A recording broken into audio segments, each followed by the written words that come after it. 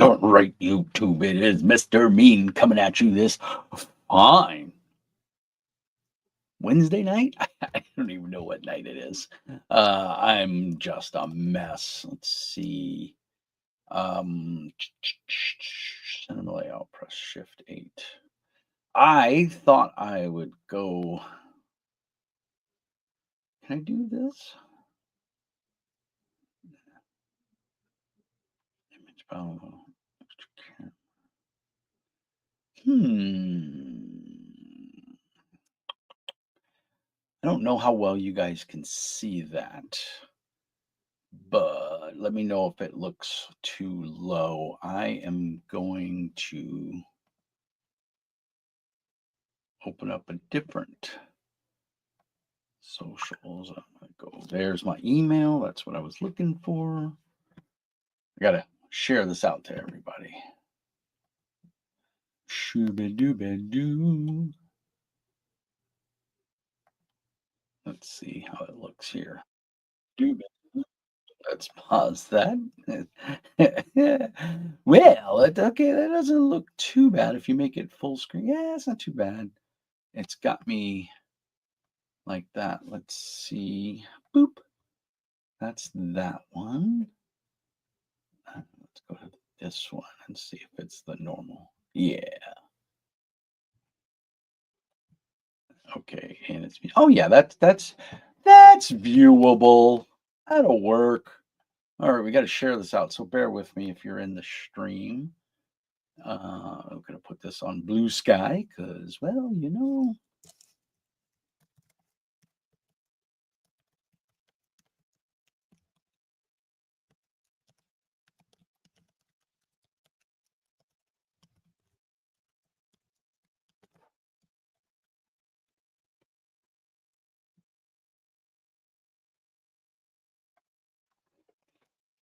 Thulhu, I believe is how they're spelled. Ah, stupid computer. I got to make sure I spell it right. Cohors, Chors, Cthulhu by Modiphius.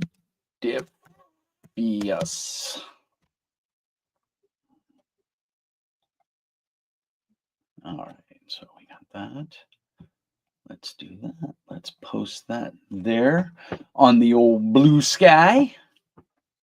Then we got to go over to Facebook. Facebook. You have to be on the Facebook. I don't know why I say it like that, but I do because I'm weird. I know I'm weird. I understand this. This is not a news flash, let me tell you. Boop. There we go. We're going to post this to a few places. Forward Observer. I think it's my buddy Brian's site. I don't know if Brian runs it or if he's just I'm not sure what it is, but RPG's in the house.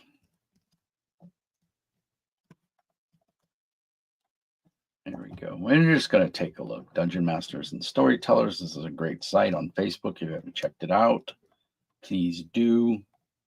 I think it's pretty awesome. RPG Lovers is a really good one as well. These are all like generic, not specific to any certain platform as far as, let's see. I just want to see here. I wouldn't say it's minimalist, so we don't want to go there.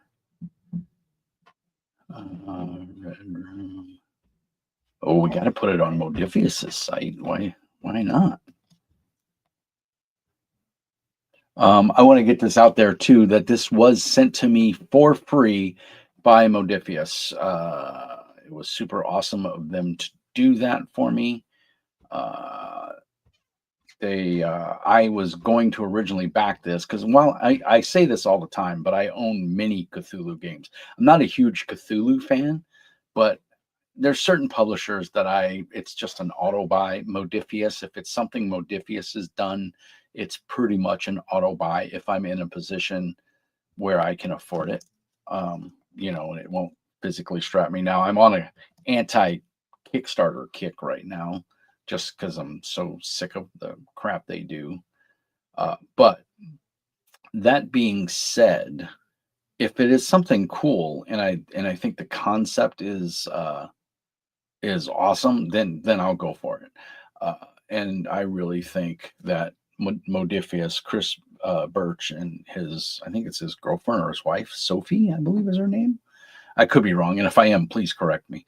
But this guy started selling, crap out of his garage and had a successful Kickstarter with, I believe his first game was Mutant Chronicles, and it did pretty well. I wasn't able to back the Kickstarter, but I did go in and buy a bunch of stuff afterwards, and Chris reached out to me. I did a video review of it. It was one of my early reviews. I think that's everything. Okay. Yeah. I think that's where I'm going to post it there. And then I want to also put it on MeWe. So Facebook, where's MeWe? There's MeWe. MeWe is picked up where G Plus left off. So if they keep changing it every 5 minutes though. Jeez. Groups. Well, let me post it to my site first. Do this. Sorry, I'm not in the chat there. I'm getting this posted to all the socials because, these days you've got to do that now. I will say the upgrades that MeWe is making do look pretty cool. It's just getting a little chaotic. Hopefully it'll calm down and they'll get it all together.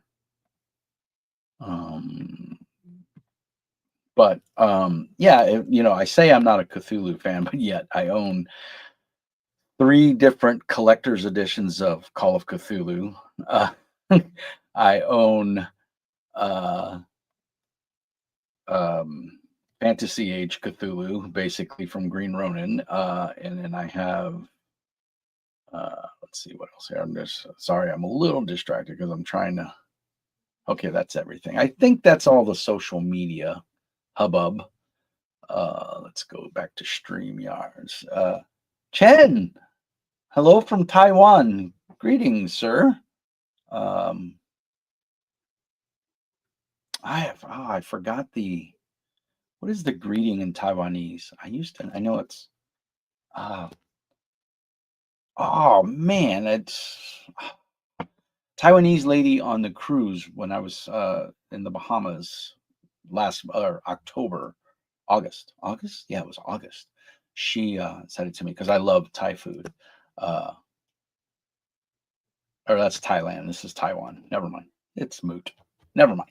Anyway, greetings, sir. Hope everything is well in Taiwan. Taiwan. I'm an idiot. I apologize. Let's see. We got 4 people watching, man. If you're in the stream, please. Money is stupid. Okay, that's a really good name. Money is stupid. I love it. Greetings, Money is Stupid. And Chen, I think Chen's been on the stream before. I am not sure if you're part of my Discord. I believe you are. I can't remember. I think you lurk a lot, but I could be wrong. But let's see here. Let's go. Thank you. Yeah, is it? I can't see. It won't let me see your icon here on StreamYard. Can I be mad, please? Sure, be mad. I don't care. I'm Mr. Mean. I'm always mean. It's my superpower. I'm mean. Let's see here. Let's go to YouTube's. Bear with me. I'm still getting all this social stuff squared away. I'm still learning this platform of StreamYard, but I gotta say, I am liking the StreamYard. It is pretty solid. All right, so I'm gonna do this link right there and copy it from one of my YouTube videos. If you're not on the Discord, and I'll spam this throughout the channel a couple times and put it on there. Oh, can I be a mod? I'm sorry. Um, a mod on my Discord? Do you have another name that you go by? Are you on my Discord? Or are you talking about being a mod for StreamYard? Because I have no idea how to make you a mod. You gotta go. Okay, goodbye. It, it might be just a random person that popped in. Never mind. Yeah, I think you got the wrong channel. I don't know. Anyway, have a great night. Um, we got 3 people on the stream. If you're in, I know Chen is one of them. If you're in the stream, pop in and say hi.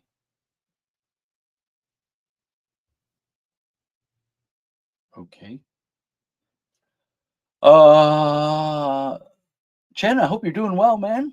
I'm assuming you're a man, woman, it, they, them, theirs. I don't know I don't do any of those pronoun stuff. That's not my jam. I am doing me, and I'm old, and I'm a grognard. So, uh, welcome to the stream. Oh, there's 2 people on there. Oh, you know what? I'm one of them. So, because I'm streaming over here. No, we just leave that off. Boop. All right. So in all fairness and for clarity and full disclosure, Modiphius did send this to me for free. They sent me the PDFs. I originally, as I was stating, what was it, 2 years ago, year and a half ago? I don't know how long ago it was. I was going to back this. I was going to back it at like $100 level or whatever, but I got COVID, my wife got COVID, and my son got really sick, and so there was just some steep hospital bills, and so I was able to catch this before it hit my bank account, and so I was able to cancel it. Well, Chris, I think I want to say Chris knows my YouTube channel. Uh, I know Lloyd does. Lloyd is the black guy. He's British. He's a fantastic GM. He's a lot of fun. I know Lloyd knows my channel. But anyway, Chris reached out to me through Kickstarter and was like, "Hey, is there a reason you decided to back out of the Kickstarter?" And I told him, I said, "Well, I'm not sure if you know, but I'm a YouTuber and I review all of your games that you do. I've been a huge fan since Mutant Chronicles. It's still my favorite version of Mutant Chronicles. So, uh, I wanted to back this really bad, but unfortunately, I've had some, medical bills come up, and I just can't afford it." And so he said, "Well, I'm gonna have my media manager, which is Sophie, send you an email, and then she will, when the PDFs become available, she will send them to you." And true to his word, she did email me, Sophie May, um, and she emailed me and said, "Let me know what the email address is in your YouTube channel." And I sent her all that information, and it went on. And I'm wondering, let's see, I'm wondering if I can find the original email. September September 24th is roughly when the Kickstarter ended, and so I asked whenever the PDFs were going to be available or any scratch and dent copies. I prefer to review physical copies. That's my own greediness there. We all have a touch of it. I prefer physical books over PDF copies, but obviously beggars can't be choosers. And it was very, very nice of Chris to reach out to me and figure out what was going on, and to be, I mean, this is the owner of the company.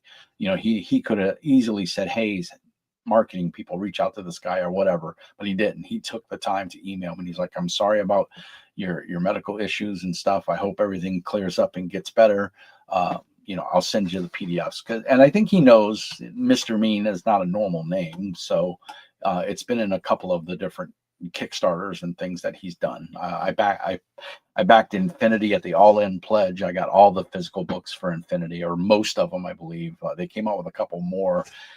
Supposedly, there's going to be an update for Infinity, or there's more books coming out. I'm not quite sure. So I'm super excited for that. I've heard very little about it, but I did hear one of the Infinity YouTubers that knows the Corvus Belli guys, that make the Infinity the miniatures game. Evidently, they've been in talks with Modiphius to do some updates or some upgrades. Like I said, they did not expand upon it, but they did say that it's coming. There's some new stuff coming, possibly. So there's no guarantee, but let's hope there is, because I'm a huge fan of Infinity. It is kind of a crunchy game, but no more crunchier than Conan or Star Trek or Mutant Chronicles, just a different type of crunchy, if that makes sense. So anyway, I wanted to talk about this because I haven't really had a chance to look at it yet, and just because I've been busy with work and stuff, my hours changed at work, and I work ungodly hours because it's hurricane season. So I'm online at 5:30 in the morning, and I get off at 2:30 in the afternoon. So it's a long, long day. And then by 7 or 8 o'clock at night, I am literally falling asleep. So it makes it rough. But I got the PDFs, and I am halfway tempted. I think the next time I go to the source, if I see the physical books, I will buy them, because it's Modiphius and they make solid stuff. I did flip through these a little bit, so I know that it's, in the Roman time frame, with the I can't think of the name of them now. Before they were called Germans, what were they called? Not Celts. What were they called? Man, I'm having a brain fart. But before the Germanic horde, when they were all a bunch of heathens, and of course the Romans had Christianity and everything. Um, and this is the Roman Empire, you know. And the book is just, from what I've flipped through it so far, and I'm not gonna go through the whole book, but I am gonna go through a couple pages. I have the player's guide and the GM's guide. So if you've played Cthulhu, which is done very well, I might add. I don't have the GM book. I have the player's guide because I was playing in my friend's online game, but it just got too much for me. I have too much on my plate, and something had to give. And unfortunately, it was that game, much to my regret, because they played for, like, I think 2 years, and they had a blast. And my friend Brian kept me in the loop on what they were doing, and it sounded like a lot of fun. I had a really cool Louisiana voodoo priestess that I was playing. So she was French Creole, so she was black, and she could do voodoo magic, and it was pretty solid. I really liked the character, and her backstory was that she could trace her lineage back to Marie Laveau. So that was it was just I made it all up, but it was a lot of fun, and I enjoyed the character. And magic in that game is hard, but man, if you get it to work, it's pretty dope. And we had a big combat where I basically fried, like, I think 3 stormtroopers brains, German, not Luftwaffers, but stormtroopers, soldiers. I just fried their brains, and they shut down. They just couldn't handle it. So it was really cool. So really fun game, and my friend Brian runs an amazing game. So anyway, so yeah, I wanted to kind of go through this. Hopefully you can see the screen okay. I have it up on my secondary screen. I think the layout of the book is amazing. The art is fantastic. As far as I know, there is no AI art in here. And you'll see this red and kind of beige cream color is accented throughout the book, and I think it's done very, very well. I should ask, though, is my audio? I think my audio is coming through okay, because I heard my video recording earlier. But Galtz, is it Galtz? No, it's not Galtz. Oh, it's going to drive me nuts until I know what the German. Before they were Germans, they were called something else in history.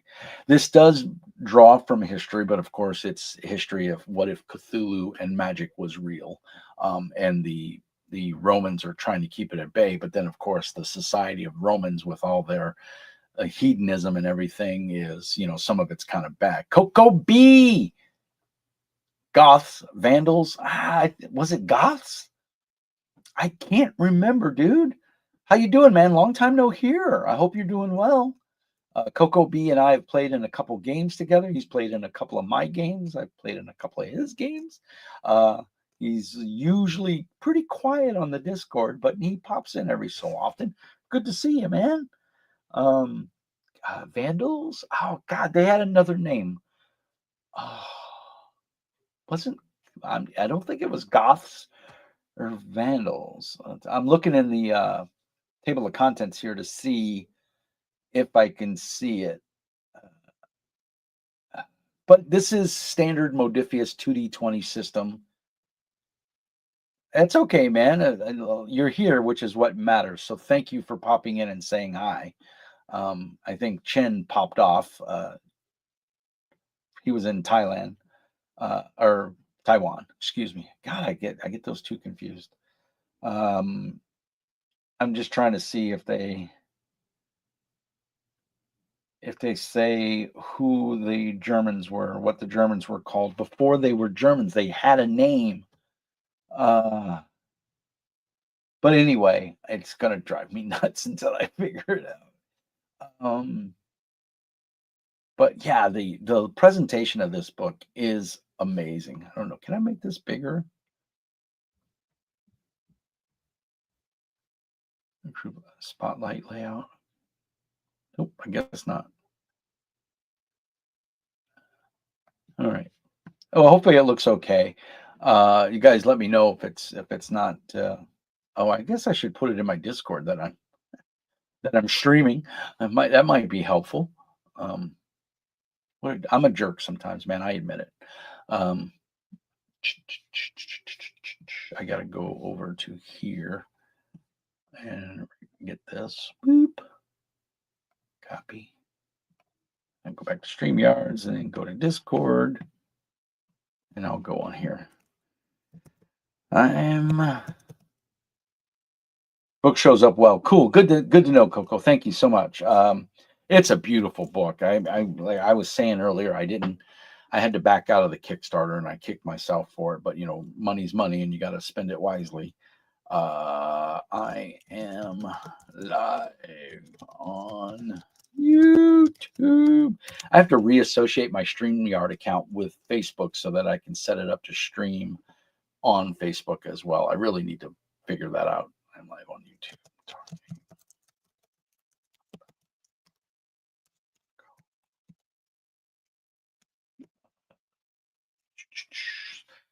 What? There it is, and it's Cthulhu.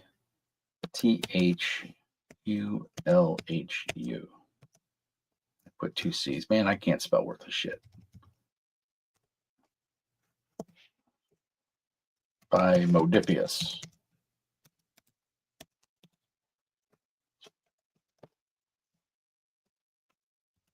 Alrighty.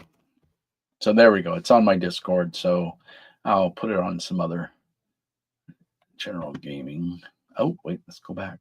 Man, I'm telling you, I'm all over the place. I'm tired. Like I said, I've been up since about 4:30.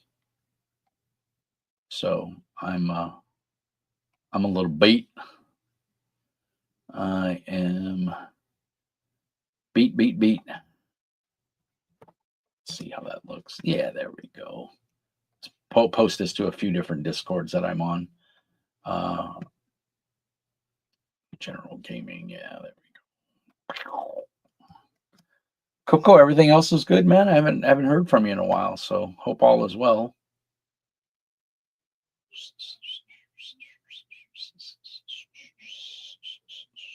I don't have the Modiphius. I don't have the Modiphius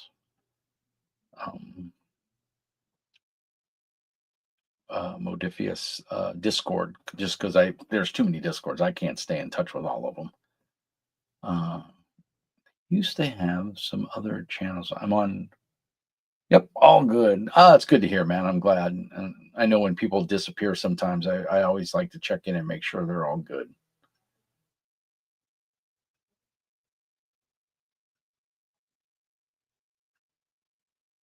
I'm just looking here to see.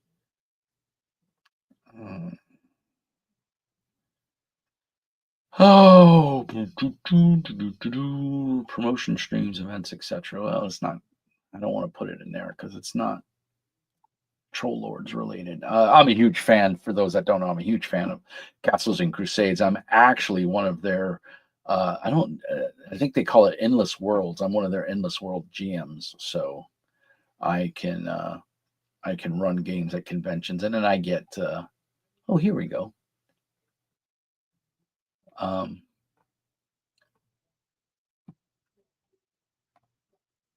um, I'm gonna go and put it in here. There we go. I can run games at conventions. Yep, still working in gaming, man. That's all we can do, brother. Let me tell you, it never ends. I'm gonna go here. I have.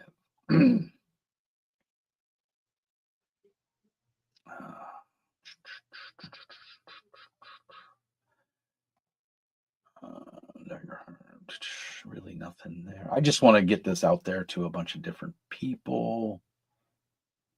Make sure it's out there. Yeah, I think that's good. That's all I'm going to go for.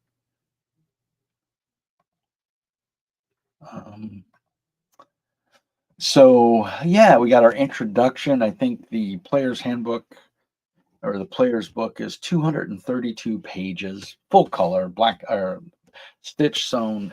Like I said, I don't physically own the books, but I did get these for free from Modiphius. So, disclaimer there. And it's just gorgeous. Talks about how everything's aligning coming up. The art is phenomenal. Um, and of course, it gives you an introduction to Cohors Cthulhu, uh, alternative history in which Atlantis existed and was destroyed as part of the greater conflict between cosmic powers, but its legacy has endured and left countless ripples. It is a setting where magic is tangible, if perilous, and arising from a variety of sinister powers.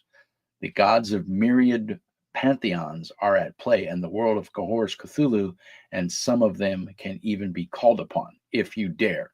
Many of these so called gods are but echoes of vast, ancient, and alien entities with terrifying agendas. Each struggling culture and civilization in Cohors Cthulhu is rife with cults to these deities, some benevolent and others more sinister, hoping to bend reality to their own ends, many in conflict with one another. Yet arising from each of these cultures are great heroes who are willing to risk death by confronting horrors to preserve what they value most. Characters controlled by players might, if they survive, become these epic heroes, wielding the artifacts of fallen civilizations and invoking the magic of unpredictable gods, forged by trauma, strife, and solemn oaths. They will become weapons pitted against the uncaring cosmos. Reaching such heights is necessary to have a hope of standing victorious against the monstrous creatures awaiting them. The Cohors Cthulhu setting is connected to the alternate reality depicted in Achtung Cthulhu, which is set many centuries later, though no previous knowledge or exposure to that game or its characters is required. It is quite possible for ambitious game masters to create chronicles with characters participating in sprawling epics across both time periods, or alternatively, to use Cohort Cthulhu's to create stories of the ancient ancestors of heroes from this later era. This is a topic we will also explore in Adventuring that bridge this gulf in time. The guide is designed to allow you to jump into character creation with minimal knowledge and experience. It provides all the tools necessary for you to create characters and gain a sense of the fundamental aspects of the world. Depending on the preferences of your game master, you might also be able to start a game without any previous preparation whatsoever, building your character as you go and filling in the details as they are needed. Do not be daunted by a lack of familiarity with the historical aspects of the setting. Cohors Cthulhu is intended as an approachable historical fantasy slash horror role-playing game that does not require prior knowledge. Certainly, if you have seen movies or shows, read books, or played games set in this era or featuring ancient Rome or neighboring cultures. This will be useful and make things easier to visualize, but we expect it will feel comfortable and familiar quite quickly to anyone who has ever explored other more fantastical games and settings, as so many classic fantasy tropes and concepts are rooted in aspects of this era and its legends. But by all means, feel free to add to your enjoyment by absorbing the diversity of compelling media featuring ancient Rome, Germania, Syria, Britannia, Egypt, and other areas from which your characters may hail. While we provide a small amount of setting information here as an adjunct to character creation, this is a bit cursory by design. The Cohors Cthulhu's Game Master Guide will include much more information on the secret aspects of the setting, including details of the hidden wars, various mythos influences. Additionally, from the outset, it has not been our goal to try to depict every minute detail of the Roman Empire, its history, and its features. Because Cohors Cthulhu is based on a historical area, a wealth of information is readily and freely available everywhere to fill in any gaps. Both player and game master should feel free to embrace the reality of this ancient period as much or as little as they desire. That is a really good introduction right there, because they're basically saying this is your game. Do with it what you will. Make it your own. If you don't know anything about ancient Rome or that era and time, you don't need to. The book is going to give you what you need, the bare minimum, and you roll with it and you have fun. I do like that I do give a call out to Achtung Cthulhu, because I think that's pretty cool, because some of the adventures and stuff in Achtung Cthulhu take place in Egypt and Britain, and France and everything during I think it's World War One, World War Two, on the cusp of World War Two, and during the World War II timeframe. So I think that's really cool that you could do throwbacks. You could even have flashbacks, to your ancient Egyptian relatives, or Britannia or whatever, knights, and so on and so forth. So I think it's pretty cool. I love the Roman era, Germania, and the troops, and the horde, basically. Germania. So it's called Germania. We know that, but what were the people called? That's what I want to know. And it's just not, I'm probably going to see it the moment I end this stream. But it is the 2D20 system. So if you don't know what that is, I do have a video in the archives. Go down in the doobly-doo there and look for my video on the 2D20 system, where I talk about threat and everything, because it's called different things. And Mutant Chronicles, it's called Dark Symmetry, and Conan, it's called Threat. I believe it's called Threat in the other games as well. I'm not sure if Star Trek has a different name for it, but they have a number of games using the 2D20 system, or the 2D20 Lite system. I am not a fan of the 2D20 Lite system. They did away with a bunch of skills and stuff, and I think it lost a certain amount of crunch that I particularly liked in 2D20. And I was spoiled by Mutant Chronicles, because that was their first 2D20 game, and I think it was done very well. And then, of course, they came out with Infinity, which refined it even more, and they cleaned up some of the rules and made it a little clearer. So all in all, 2D20 for me is a great system. There's a lot of people that don't like it, though. I run into quite a few people on my Discord that don't like the system, or they say they've tried it with their players and they don't like it. I like it. I mean, I like chucking a bunch of dice, especially D20s. You can roll up to 5 D20s on an attack or a skill test. It's an easy system. It is somewhat complex to master, but once you get the idea of spending threat in this currency, and this is nothing new. I mean, Daggerheart calls out Modiphius in their acknowledgments page, because the whole thing with threat, with fear and hope, is they got that directly from Modiphius. There's no doubt about it. So players have momentum, and they when they get more successes than what they need, they garner momentum. And some games will have a group pool, some games only do a personal pool. It just depends on the game and theme and the feeling that they're going to for that game. The GM gets threat or dark symmetry or doom. It's called doom in Conan, but it's the same thing across all the games. It is a currency the GM uses to enhance the storytelling and make it more eventful. In other words, the GM can invoke the terrain. The GM can make more bad guys show up, and the players give the GM threat by buying extra dice or by getting complications. I don't want to get too deep into the weeds of the mechanic, but it is a good game, and if you give it a shot, and if your players are open, you might find that you found a new system, and it is kind of it is thick with flavor, in my opinion, because the dice tell a story. And if we let the dice tell the story, it can sometimes tell a really amazing story, especially if you're open to failing sometimes or failing forward. Complications can do that. So it's a really cool system. I like it. So, but they give you a little synopsis here of what the 2d20 is, where you get threat and all that fun stuff and complications. Critical failure is if you roll a 20, so rolling low is good. Typically, your skills will have a threshold like a 12, a 13, a 14 is around average. And so when you roll a d20, you'll roll X amount of, you always roll 2d20. Challenge dice included. Yeah, thanks, Jason. Glad you're here, sir. Jason is the brains behind Earl of Fife games, and another one of my favorite games that uses D10s, Heroes and Hardships. And he's done a Mothership adventure, which is really good if you haven't checked that out. And I think he's kickstarting, or it's already successfully kickstarted, the Dragonbane adventure, which is, I don't know if I got an early copy, Jason. I don't want to let the cat out of the bag, but I will tell you, the Dragonbane adventure is dope as hell. So anyway, Jane, thanks for popping in, Jason. Glad to have you here, sir. The complications, TTBS is in the house.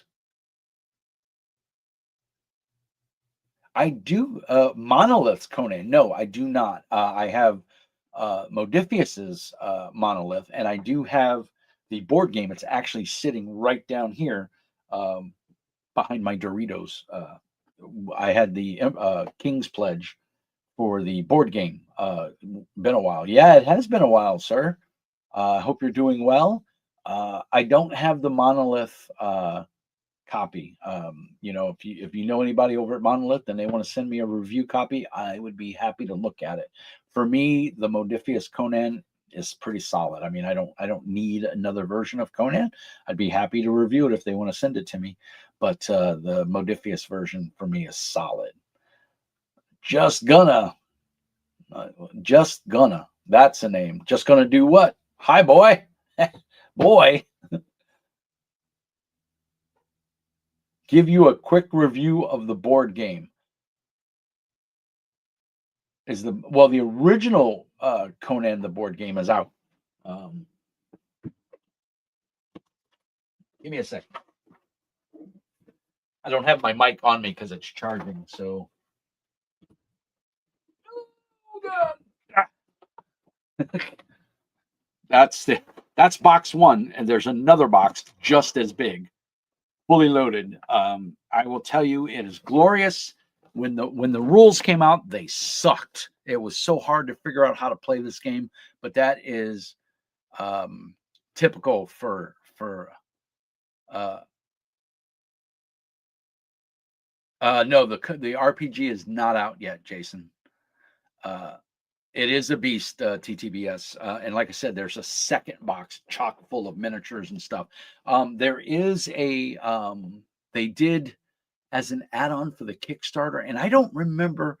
If I remember correctly, Monolith reached out to us, the big people that backed the first Conan, but I think this was like 2019, 2017, something around there. They reached out to us and said, if you backed it for like $20, you could buy a hardback of the rule book. And I did. I got the rule book. and it is totally worth it. And I think you can buy it off of their website. And if you hold on one second, I know exactly where.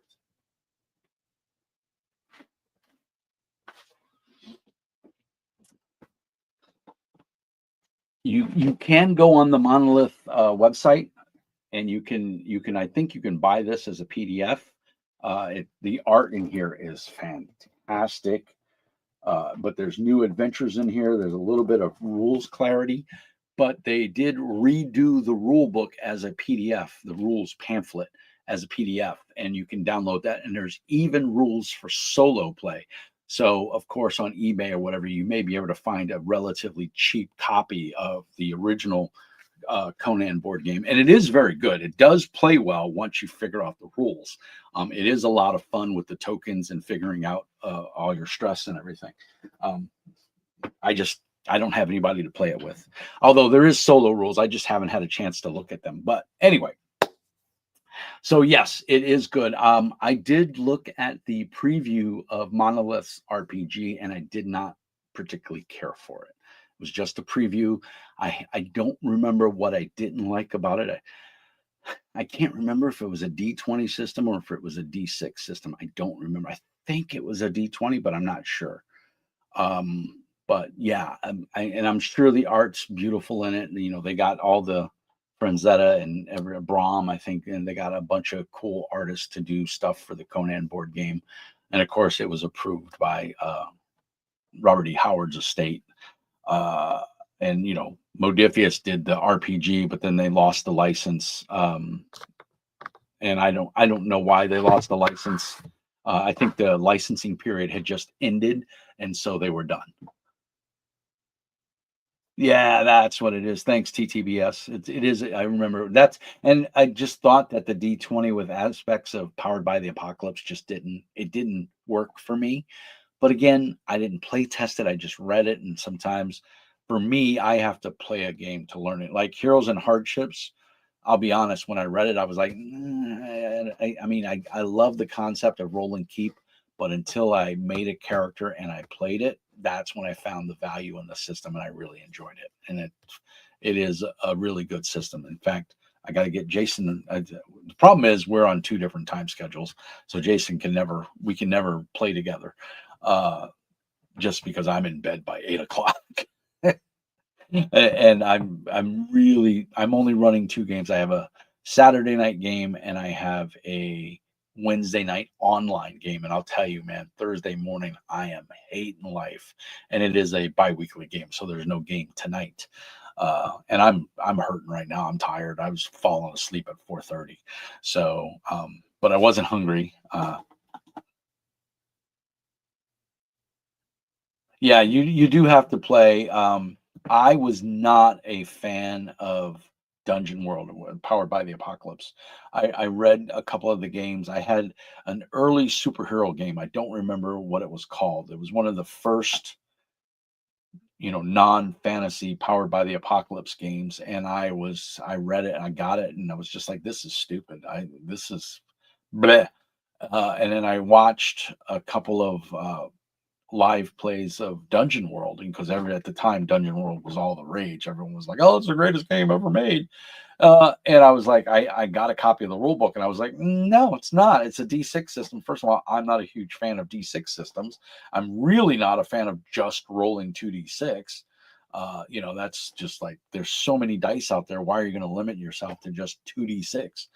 But then I got to play in a game and I really, really enjoyed it. And then I ran a game and I was like, this is so easy to run, and it really allows you to just go right off the top of your head. And yeah, you can say yes. You can fail forward in that game if you roll a 6 or less. Well, no, you didn't do it, but you can still give them a positive outcome. They may not get what they want, or they may fail with a complication, and you can make it more interesting.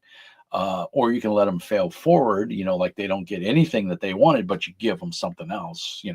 7 through 9. What is it? 7 through 10 is a success. but with a complication. And I think 11 and 12 is crazy, or 10, 11, 12, 7, 8, 9 is a success with the complication, and then 10, 11, 12 is a critical success. They get everything they want for it.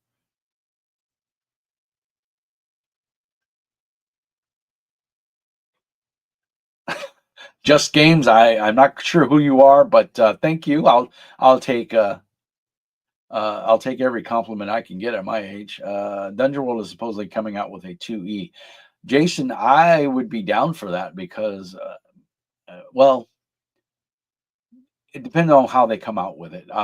The first edition book was a little thin on a lot of like setting. There was really no setting. It was all kind of left up to you. It was all the playbooks and everything in it, and it was very cool.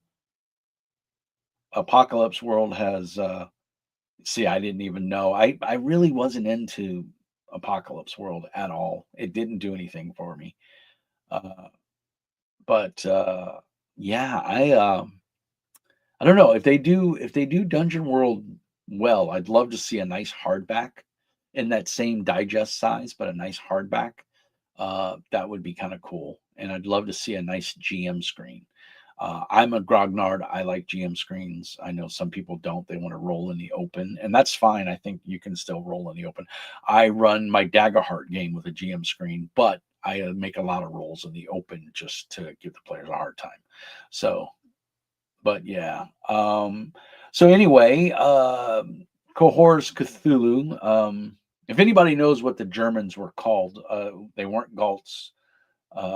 They what were the Germans? I know the area was Germania. It wasn't called German. It was called Germania. But what were the tribes of Germany called? I can't remember their name. We got some other people here watching. So so if anyone can oh, what's this? I feel same about if I could find a DM who runs it, but it didn't grab me enough to DM it myself. Great source books to use with Mongooses Conan though. Yes. Krauts. No, Krauts is a derogatory term. Gauls, Teutons, it may, Gaul. I think it is the Gauls because Galt is not the Germanian tribes. So it might be Gauls. You might be right, Jason. Someone Google it real quick. Damn it. We have the internet at our hands and we're all at our computers. So I'm running a stream right now. I can't Google. I could Google it, but I distract too easy. And then next thing you know, I'll be looking at otters breaking over clams on. Anyway, Gauls were French. Thank you. Yeah. Okay. So I Coco is right. Teutons? I don't think it was Teutons. And see, I told you it's going to drive me absolutely batty. Um, uh, but anyway, we're talking Modiphius's 2D20 and the Cohors Cthulhu. Let's ask, right, what were the Roman era Germans called? Let's see.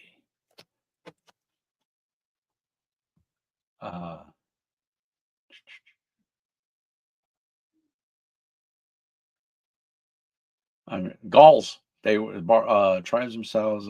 Their name Germani was a self-identification used as themselves designated imposed by the Romans, possibly borrowed from the Gauls. So it was Germania. Yeah, they had a nickname though. So yeah.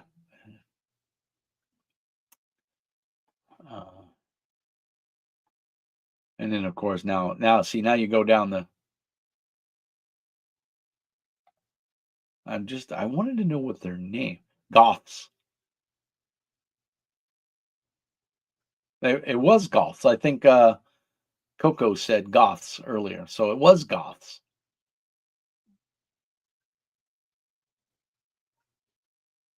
Yep, ancient Germans, Germania. Yep. All right. Well, there we go. We have our answer. Vandals is kind of a slang term. Barbarians, very much true. Yes. Yeah, Germani was what the Romans called them. They called themselves. I closed the page now. I already forgot it. The French were the Celts. Yes. Well, uh, no, French weren't Celts. That was your Scottish and Irish, wasn't it? Anyway, we're getting off topic. Uh, we're looking at the player's guide for Cohors Cthulhu that was sent to me very kindly by Sophie May of the Modiphius Press. Um, and was kindly sent to me for free for review. So I wanted to kind of talk about it a little bit tonight and go online and chat with the meanies out there. And it's good to see everybody. I haven't seen Coco in a while. TTBS hasn't been on in a while. And of course, Jason is always on the Discords with me.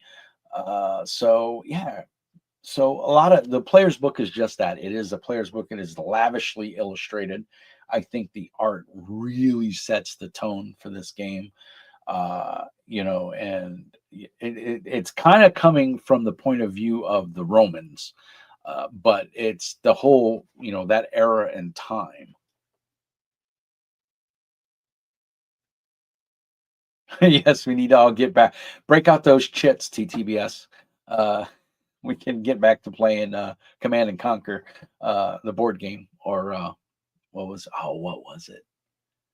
Risk, not Risk, but it was chits, and you had the world globe. Was it Diplomacy? I think Diplomacy was one of them. Anyway, again, see, I'm a squirrel, shiny. Um, Documents of the Hidden Wars, of course. So there's a lot of what they were talking about in the preface was you don't need to know the history, you don't need to know everything about the Roman era because this is a fantasy version. It's an alternative timeline. So Atlantis was destroyed, but it was destroyed by gods basically, and the warring and everything that happened there. So excuse me, I got the hiccups all of a sudden. So yeah, there's a lot of like parchment, and this is all just prep stuff. This is reading. Then we get into the mechanics of the game: scene, session, adventures, and campaigns, dice, skill test, momentum, truths and complications, fortune and omens, and threats. And that's what I was talking about before. So yeah, really they came out with their own set of dice. So damage in the game, one of the quirky parts of this is that damage is on a d6, and you're going to roll a number of d6 based on um, what the weapon's damage is. It's code. So like it might be 2d6 or 3d6, 4d6, and then when you have momentum, when you get more successes than what you needed, you can turn that momentum. And momentum, again, is the player currency. Threat is the GM currency. So players can spend that momentum to add more damage dice. And then the dice are usually numbered 1 and 2, 1 point, 2 points of damage. 3 and 4 are blank, and then 5 and 6 are crits. Or they not necessarily a crit because the dice, the d20 determines crits or not. The 5 and 6 uh, dictate whether or not any of the weapons talents or special features kick in, like vicious, armor piercing, bleeding, all those kind of things. And they go through it here with the challenge die. Yeah, so their damage dice in this case are called challenge dice, and they are d6s, and they have the symbol on it, the Cohors Cthulhu symbol.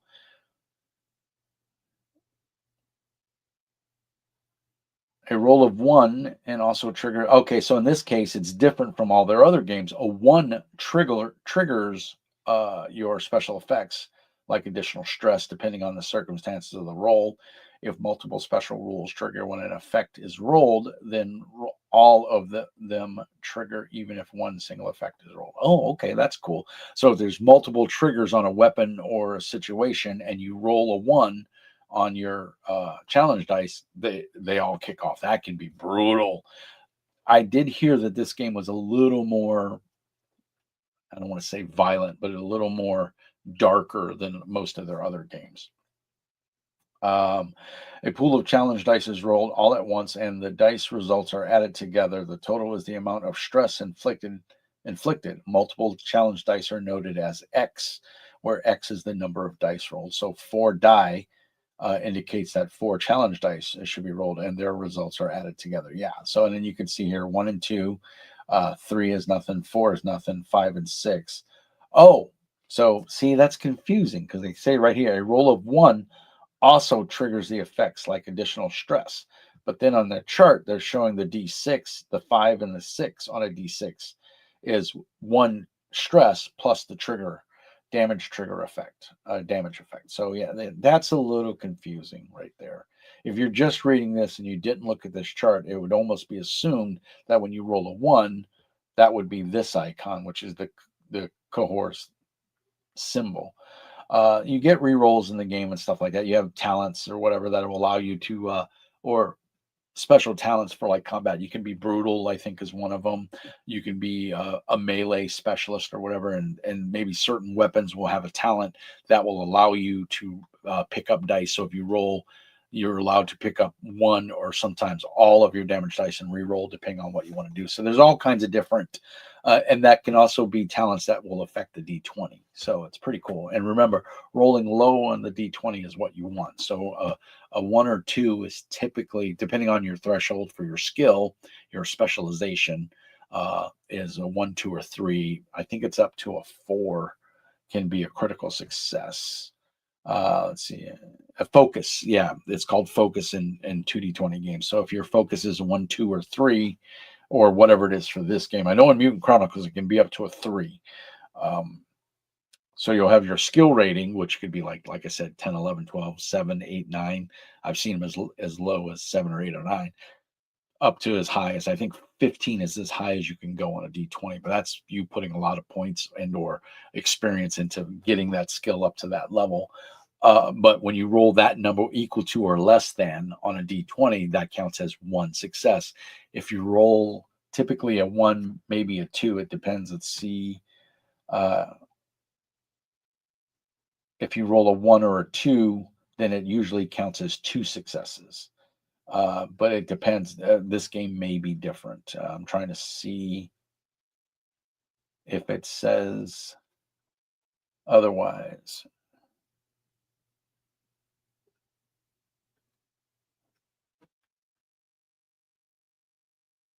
Okay, so there's extended test, but they don't say anything about rolling a 1.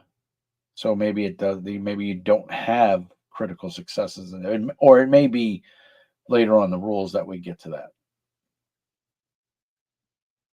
that. Resolving extended tests, breakthroughs. Breakthroughs are cool. That's an extended test, so you got to get X amount of successes. Uh, Spending momentum, like I said, you can buy D20s, you can get confidence, you can create a truth, you can obtain information, you can reduce the time. So these are all things that they've garnered over time with all of the other games, and they've added them. Because like Mutant Chronicles was the first 2D20 game, and you didn't have too many options for momentum. There were several, but they've since over the years with all their other 2D20 games, they've come out with others. So that's really cool. Other uses for momentum. Kid trying to steal a helmet. Bonus momentum, saving momentum. And yeah, this is momentum is fleeting, right? Because it's momentum. It eventually is going to run out of momentum. And so most of the Modiphius games, when the scene ends, you remove 1 momentum from the general pool. So it looks like that is the same here. And any player in the group can use that momentum when they roll. And again, you can use momentum to dictate a truth, buy extra D20s, do extra damage, that kind of thing. And yeah, it's the same in this game. At the end of a scene, you remove 1 point of momentum from the group's momentum pool. Yeah, it does. It has to be maintained. It doesn't last forever. And that's the thing. You don't start with momentum. The GM starts with a certain amount of threat, or it's called threat in this game as well, or fear or doom, depending on or dark symmetry, whatever game you're playing. Yes, it's very, very much influenced by the Dark Eye. The Dark Eye, for those that don't know, Das Schwag is a German role-playing game that is analogous to Dungeons and Dragons. So a long time ago, back in the day, the community, the Germanian Germans reached out to Wizards of the Coast and said, "Hey, we'd like Dungeons and Dragons in German." And Wizards of the well, it wasn't Wizards, it was TSR. TSR said, "Get bent." They didn't have any desire to print the game in German.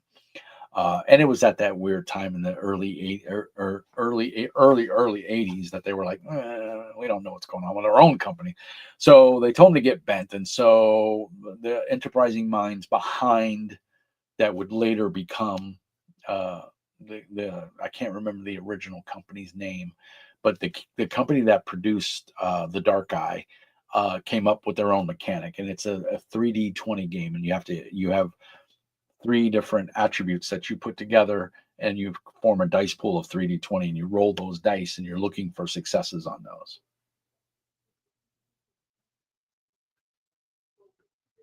It was engineered. Yeah. Yeah, it was engineered because yeah, they wanted D&D, but TSR wouldn't commit to printing in German, and so, and I think it's just they didn't have the resources. I don't know. I was a wee lad back then. I was what it was about 1980,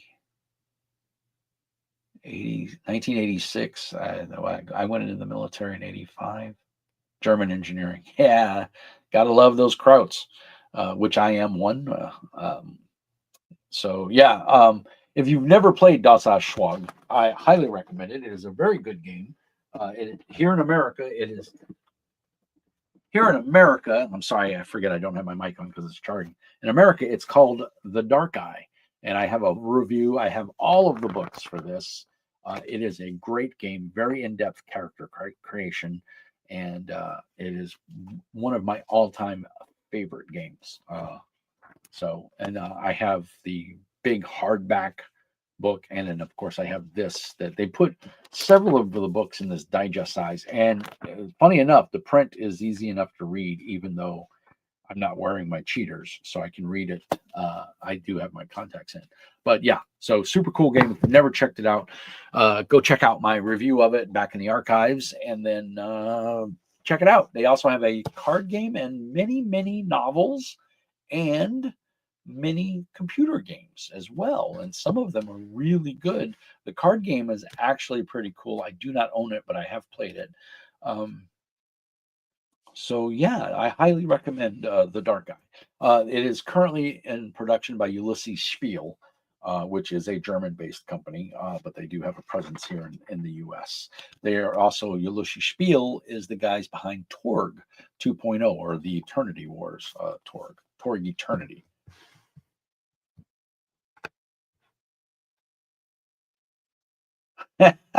Take care, Coco B. Thank you so much for popping in, and have fun, man. Don't work too hard.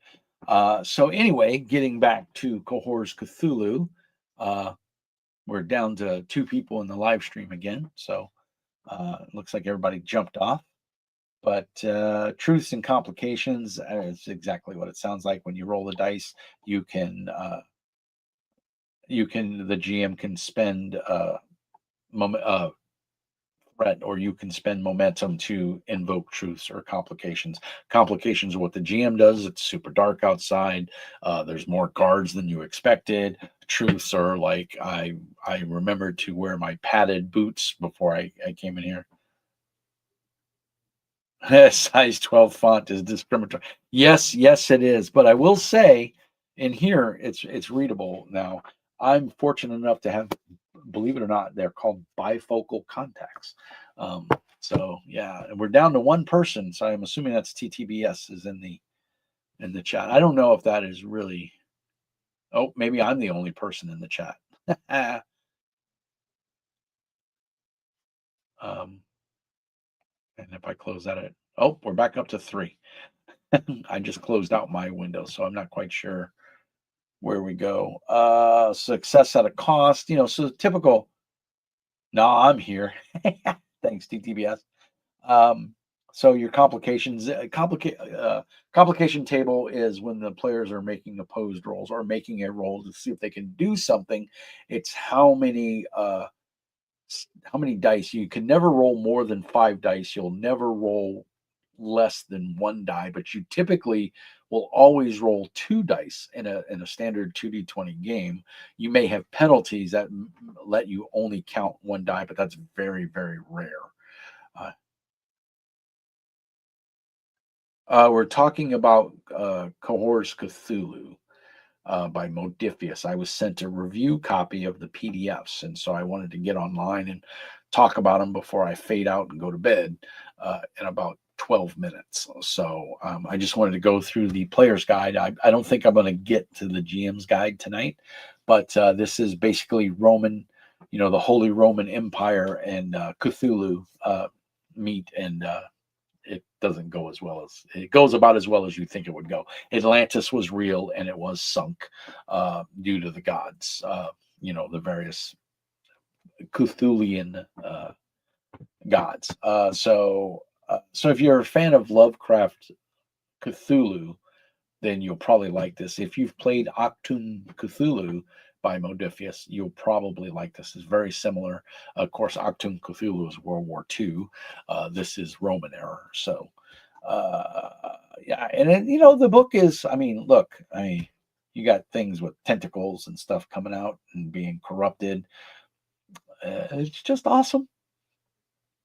And you can play Germanian, you can play Galts, you can play Egyptians, you can play Romans. The nice part of the game is it gives you a reason and helps the GM bring all those people together for an adventure. And there, I believe, in the GM's guide, let's jump over real quick and look. I think there's an adventure. I can't remember, laid out really well. Again, the art is fantastic in this book. Uh, oh, and maybe there's not an adventure, but there is adversaries and allies. Plot. Oh, there's a plot generator. So there is no adventure per se, but there is a plot generator. So you can definitely whip that up. Let's see what page 250 looks like. All right. So remember, PDF copies are always off by a page or two. So, oh, look at that art, man. Oh my God, what is that crab? Oh, that's not good looking. Appendices. There's your opening scene. You're in, so you can make a couple random rolls, or as a GM, you can of course pick and choose, and hooks and draws, plot concept and motivation, primary antagonist, plot fulfillment and location, obstacles and twist, and the theme and the goals and the object. You can make this is random charts to make a whole adventure.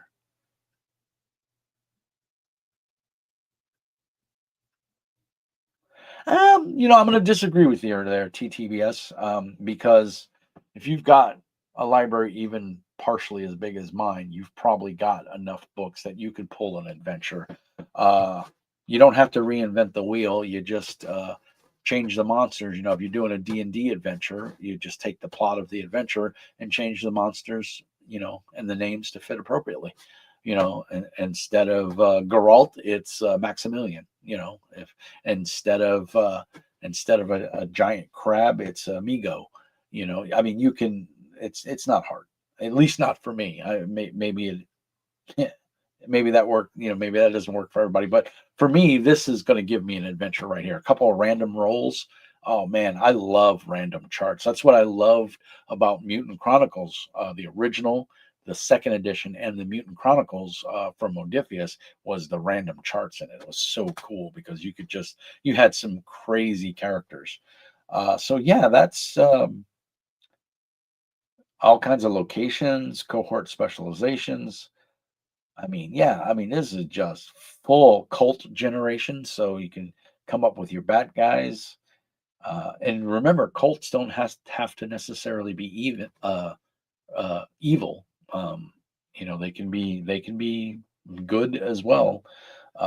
They're just called a cult because they're not the mainline religion, and I think that was the whole point of this time frame. So, but they're all out for their own reasons, right? Background characters, interesting quirks. This is all good stuff, man. This is all in a fully indexed uh, book, and I don't. Are they? Oh, it's not. It's not hyperlinked, which that sucks. But So yeah, I mean, cults can be confused. Yes, they can. And a lot of times cults start for good reason and then become corrupted with power. So, they can there's your adventure right there. You got a member of the cult and he sees that it's going down a dark way, and then, they're slowly the primarch or the cult leader gets corrupted by some otherworldly influence, and it's up to you and your friends to take him out or set him straight or get him back on the path or figure out what's going on and remove the influence or whatever. So, eh, there's your adventure right there. Uh, physical damage and threat cost. This is a little bit of the GM side, but it's giving the players a look at it so that they can understand what's going on. It's just really well done. The art is amazing. Your action order, your initiative, you keep the initiative, which is one of the things I like about Modiphius. We don't have to roll initiative every single turn. It gets really old. In fact, in most of the games I play, I don't re-roll initiative every turn. Initiative stays the same for the combat. Uh, Dual wielding, woo, yeah, because obviously conflict and combat is going to be an issue in this game. You're fighting Cthulhu. There's a there's a Gaul right there. Uh, he looks a little bit on the berserker side.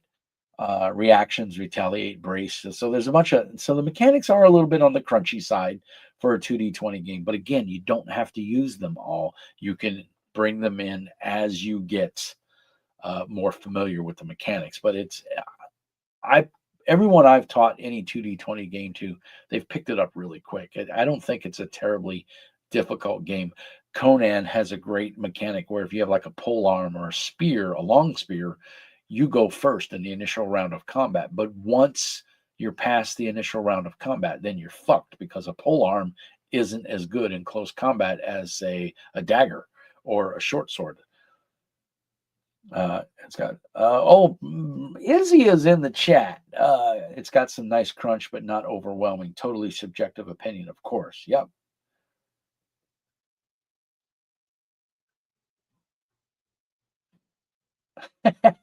Well, peace and hair grease. Thank you, TTBS. And yeah, go pick it up, dude. I think if you like Roman era, if you like Cthulhu, it's two tastes great that taste great together. So I think you'll enjoy it. I'm sold on it. Like I said, the next time I go to the cities, I'll be picking these up in hardback because I'm pretty sure the Source, which is the local big game store in Minneapolis, will have a copy. So I'll definitely going to pick them up because it's on my buy list. I have every other 2D20 game, so why not have this one? So, A and B, I like Roman era. I like the Gauls, um, and Egyptian. I think Egyptian stuff is cool too. So you can scratch all those itches with this game. So enjoy your TV time. Brian, I totally agree with you. I think it is good crunch. I didn't think you weren't here earlier unless you were just lurking, but I think you're. They give a shout out to Octoon Cthulhu saying how you can ancestors if you wanted to, but it's not needed. You don't have to buy it. Yes, and oh, that's another great point. Thank you, Brian, for those that watch this later on the YouTubes. If you buy a physical copy of the book from your favorite local game store, and I do believe, if I remember, I talked with Lloyd about this at Modiphius. It has to be a game store. It can't be Amazon. It can't be Miniature Market or Game Geeks. It has to be a brick and mortar game store or even Borders or Barnes and Nobles. I know Barnes and Nobles is out. I don't think Borders is around anymore. But if it's a certified bookstore, you can take a picture of your receipt, email it to them, and they will send you the PDFs. So yeah, yeah, I'm going to agree with you, Brian. I don't have the Game Master's Guide for Octoon Cthulhu just because I wasn't interested in running World War II era thing, but I do have the Player's Guide thanks to you. I bought it because I was in your game, and I thoroughly enjoyed my Marie Laveau inspired Houdon. Uh, I don't remember her name. I know I think she had a French name. I don't remember her name. I have the character sheet somewhere, But yeah, that was a fun game. I was telling them earlier about how I remember doing one big magic spell where I pretty much melted all the bad guys' brains and knocked them all out, and then we were able to tie them up. But it took it stressed me. I was hurting after that. But man, it was cool. And the dice were in my favor that night. But I took a lot of stress from that, if I remember correctly. So yeah, I'm going to tell you guys, I think this is a buy.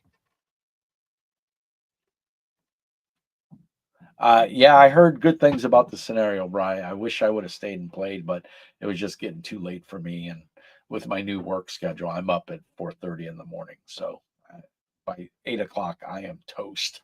And I make bad decisions. So I didn't want to keep doing that. So I do regret dropping out of the game though, because you guys played for quite a while, and I was very excited for that. But this is a buy. I'm gonna start to wrap up here. It's getting late. It is almost 7 o'clock my time. I'm gonna go spend some TV time with the family, like TTBS did. But I want to thank everybody for hanging out with me. This is definitely a buy. I'm gonna do. I think when I get the physical books, I'll do a physical review. But more Mountain Dew. Yeah, well, I don't drink Mountain Dew anymore. I drink Mountain Dew Kickstart, and now I drink water. I drink a lot of water and coffee. I still have my coffee in the morning. One cup a day, whether I need it or not. But guys, if you're on the fence on this, I say jump the fence and buy it. I think the book is beautiful. The theme is very concise. It's carried throughout, and I have no doubt the physical book is going to be gorgeous. Uh, the PDF is amazing. I mean, the art is really well done.